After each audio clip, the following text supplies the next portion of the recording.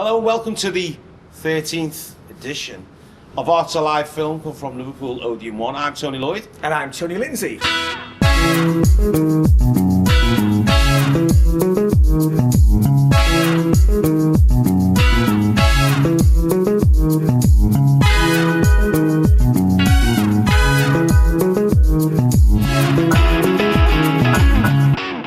Okay, first off, a little horror masterpiece. It Follows. Doesn't it? What can we say about this? Well, it ticks all the boxes. First of all, some facts and figures. Budget $30,000. Incredibly well utilised. In its opening weekend, for cinemas only, it earns $107,000. Okay, so that's in 2 days for cinemas. So that gives you some idea of how good this film is. Okay, what's it about, Toe? Well, it's about, it's an incredible story, really. It's about this young girl living in a small American town, and she has one of her first sexual encounters with her boyfriend, and things suddenly change for the worst after that. 1 minute they're making love, next minute she's tied to a chair in a warehouse, and he's trying to tell her about this entity which can only be passed on through sex. And once it's passed on to her, it follows her relentlessly unless she can pass it off to someone else by sleeping with them. Yeah. That's the basic premise. 50 Shades of Grey. This ain't. No, it isn't. It's definitely not. It's about responsibility. I suppose the thing itself, the supernatural entity is every fear we've ever had. Absolutely, it's not just sexual. It's but it's played so well. Yeah, this thing never runs. It can take on any form, loved ones, anyone, but it can only walk.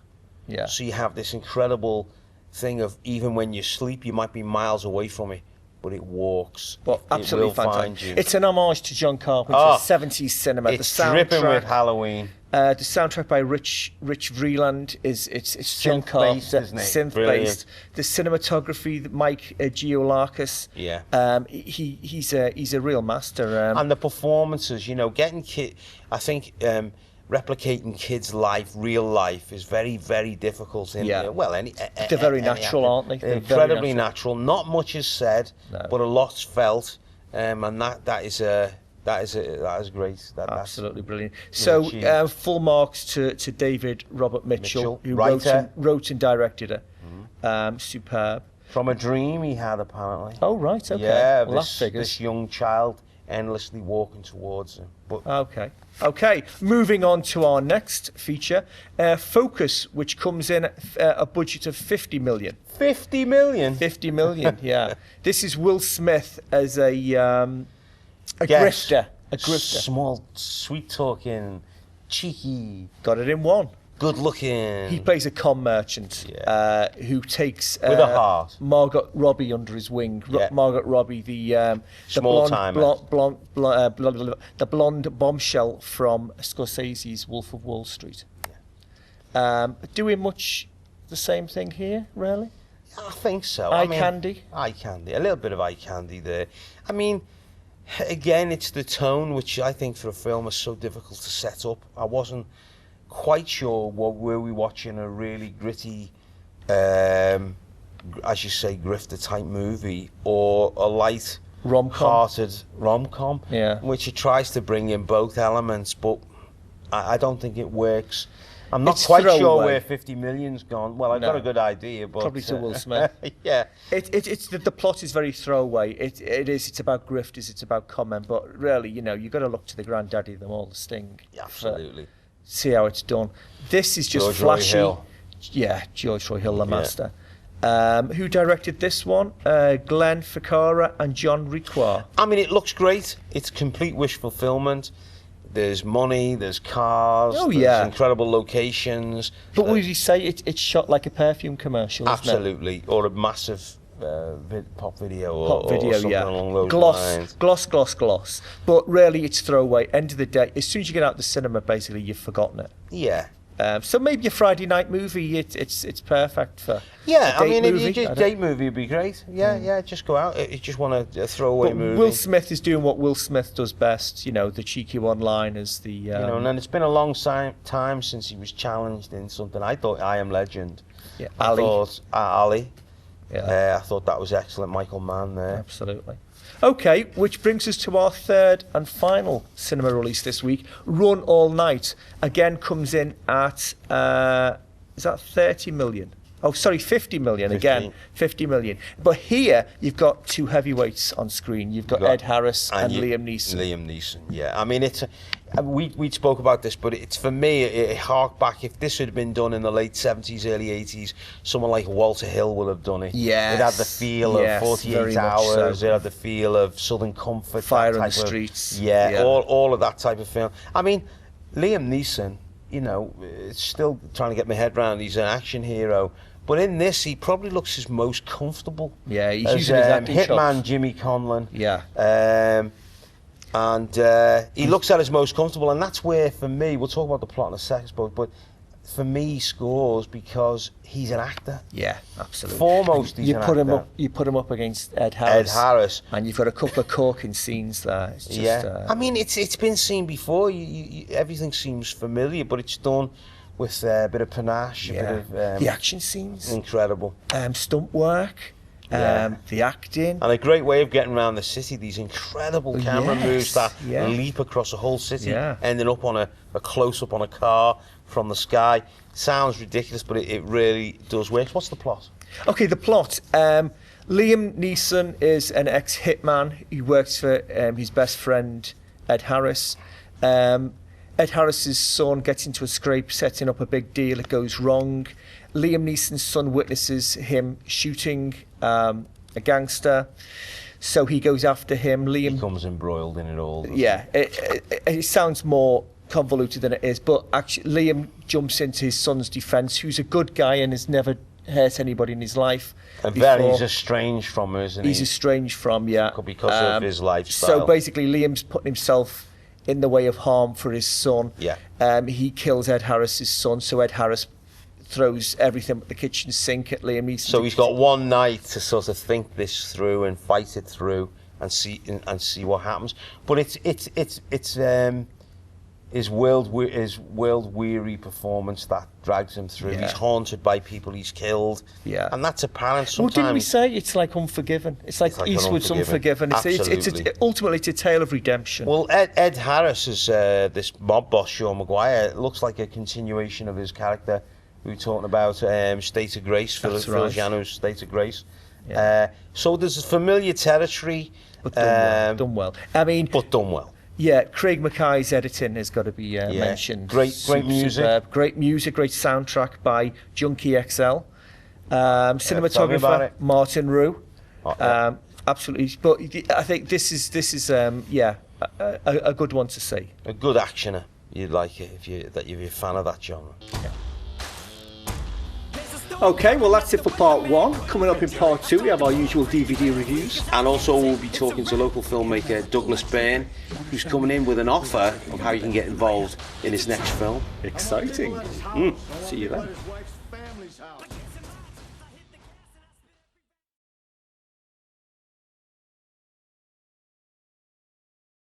Hello and welcome back to part two of Arts Alive Film. Coming up, we've got an interview with filmmaker Douglas Byrne.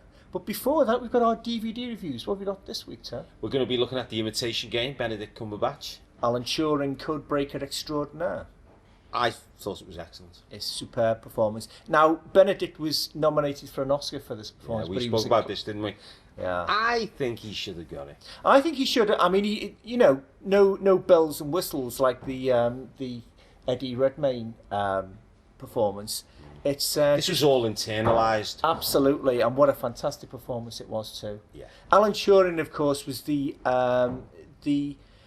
genius, but he had his demons, didn't he? Absolutely, yeah. He was gay, obviously. And persecuted for it later. Persecuted later, yeah. But he actually broke the Enigma Code, which was a massive turning point for World War II. But a great script by Graham Moore.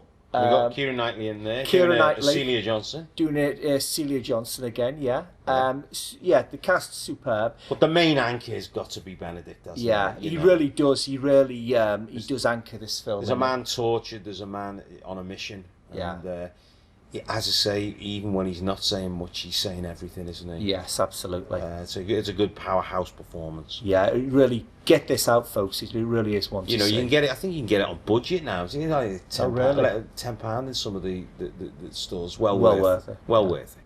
Okay, so coming up now, an interview with Douglas Byrne, our filmmaker And friend. Paul. Yeah. So, tell us something about your filmmaking history.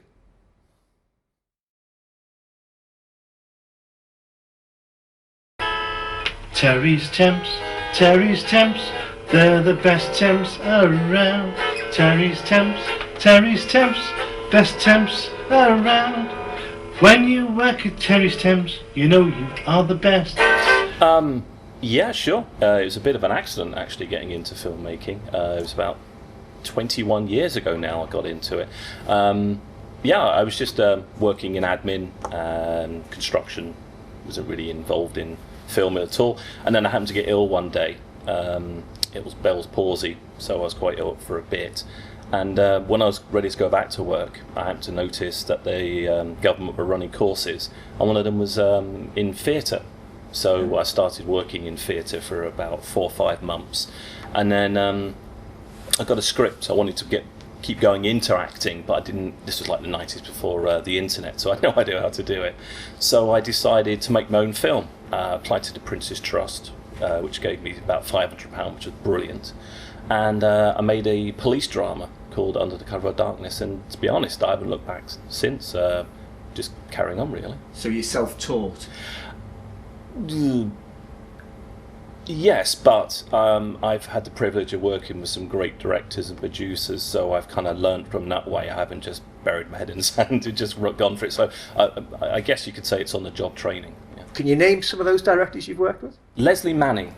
There was a Ghost Hunt live. Ghostwatch, yeah. Leslie directed that.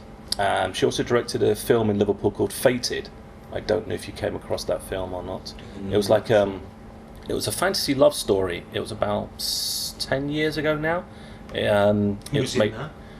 Craig Charles, Kate Robbins, Lee Boardman. Right. Yeah, from Rome and Coronation Street. Right. And it was a fantasy love story. Oh, I'm probably going to get his name wrong there. Michelangelis. Yeah. And it was a fantasy love story. Basically, a young lady unfortunately dies working at a art studio in Hope Street. Michelangelis' character starts to mould a statue out of I've seen excerpts from it. Yeah, they filmed it near Bombed Out Cathedral. They did indeed. That was one I hated working there. I worked on that, and it was just one of the jobs was picking needles, out of it, and various other rubbish and all that. And it was like 2 o'clock in the morning. But no, I mean that's it. Film isn't glamorous. So you've made your first film. It was a cop drama. Yeah. What was your next big project after that?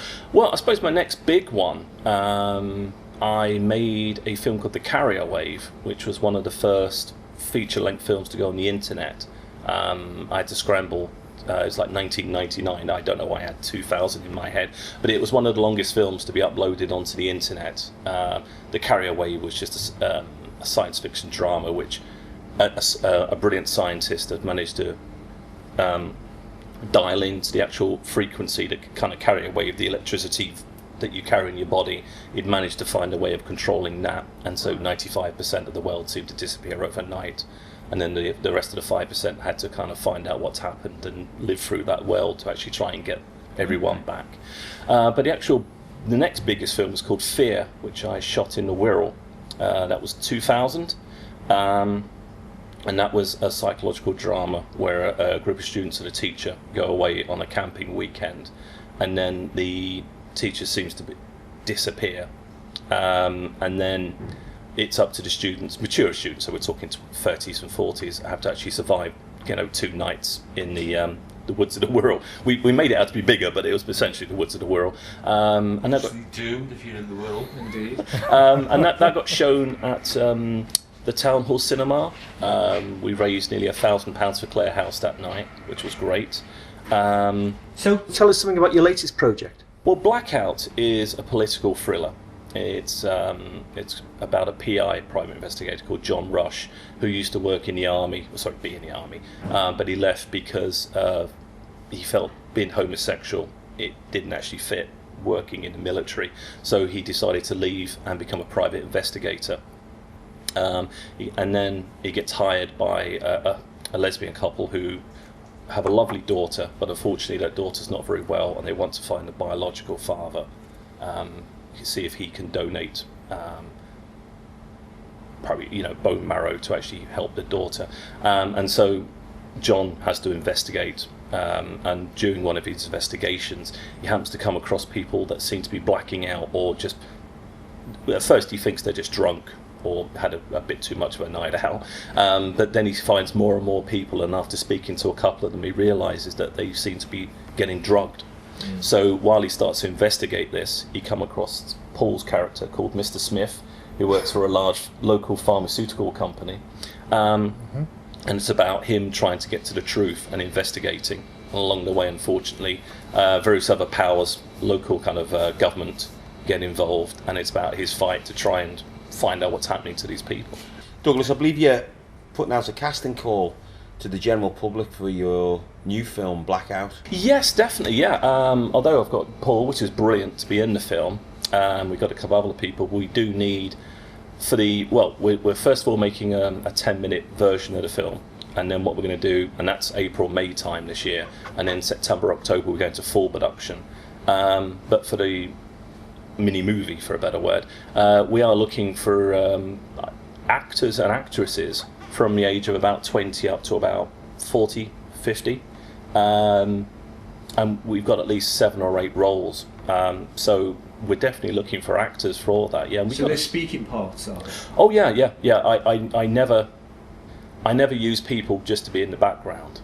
I don't like that in any of my films. If you're going to be in it, I use actors. It's great if you want to be an extra, but then you go and do it on like one of the soaps, Coronation Street, Hollyoaks, whatever. No, I like to use actors and actually get them to do something, because I feel it's a wasted day for them.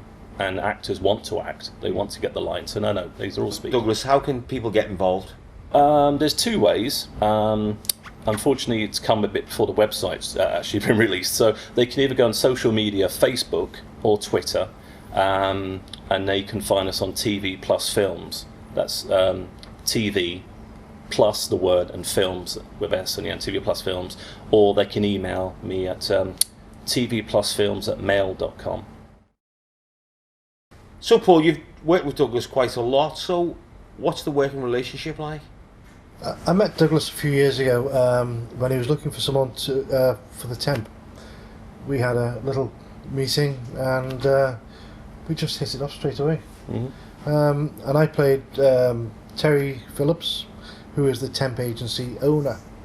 Wasn't the main role, but didn't matter. No. We ended up sort of having to do different things in an office. Did a bit of magic and played a guitar and wrote the song. It's actually been out as a ringtone as well. Well, that's it. Whenever we needed to cut in from a dramatic part of the film, we'd go to Terry, and he'd be doing magic or a bit of song. I'd be the funny side. I'd be the lighter side of the movie. So you're a bit of an all-rounder, are you? Oh yeah, I'll play anything. You've got your own agency as well, haven't you? I've got Pulled Up Management, and I've got a production company as well, and I've also got Event Actors, which is anyone can join. But Pulled Up Management, you have to be on Spotlight and in Equity. And it's invitation only.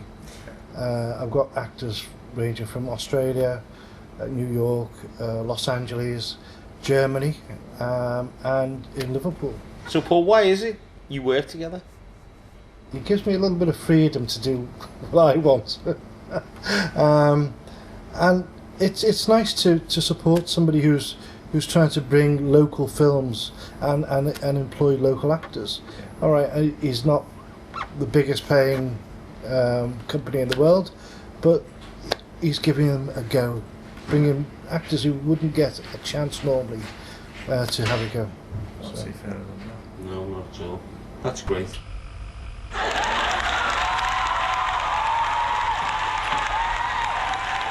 Hi, Paul. You called me. I was just on my way out. You never go home, Terry. Okay, you got me. What's up? You sound down. No, I'm fine, really. It's been a long day, and please, no more music. No, I've given up on the music. I'm now into magic.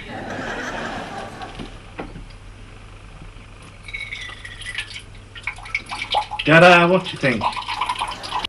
Okay, well, Douglas, Paul, thanks for coming in and speaking to us today. Thank you. I think that's it for this week, isn't We it? have one more announcement. Hot off the press. Uh-huh. If you are fans of Toronto-based rap artist, which I know you will be, Drake, exactly, exclusive to Odeon, Liverpool 1, on March the 19th, one night only, we've got Drake's Homecoming, the lost footage. The lost footage, yes. Which- This is it records a moment in this guy's career. It was just before he went stratospheric. Right. They've taken the footage and they've added various interviews, including one with his manager. But if you're a fan of this guy, it's one to see. But don't forget, it's a one-off, so it's on March the 19th for one night only. So if Okay. you're fans of Drake, you know where to come. Okay. Well, that's it for this week anyway. It is. So say goodbye, Tony. Goodbye, Tony. Goodbye, folks.